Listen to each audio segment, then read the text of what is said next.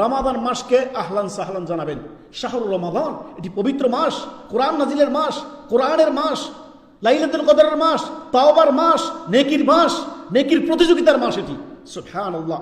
আপনি যেমনই করে মানসিকভাবে আপনি প্রস্তুতি নেবেন, ঠিক তেমনই করে আপনি জ্ঞান অর্জন করবেন।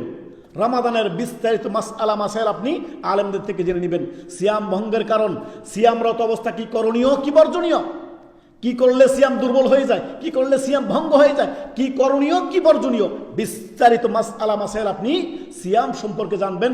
ঈমানি, আমলি, সার্বিক প্রস্তুতি নিয়ে আপনি আহলান সাহলান শাহরুর রমাদান, রমাদানকে আপনি আহলান সাহলান জানাবেন। সুবহানাল্লাহ।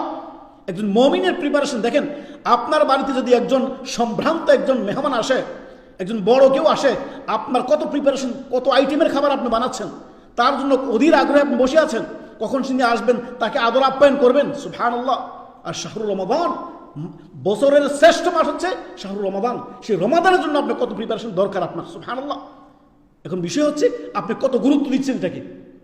এই যে রমাদান মাস আস্তে আস্তে আপনাকে পুত পবিত্র করার জন্য, আপনার পাপকে ধুয়ে মুছে সাফ করার জন্য, খাঁটি আপনার আল্লাহর ইমানদার বানানোর জন্য আপনাকে রমাদান আসতে আছে আপনার সামনে। সুবহানাল্লাহ। আল্লাহ আমাদেরকে সার্বিক প্রস্তুতি নেওয়ার, গ্রহণ করার তৌফিক দান করুন। আল্লাহুম্মা আমিন।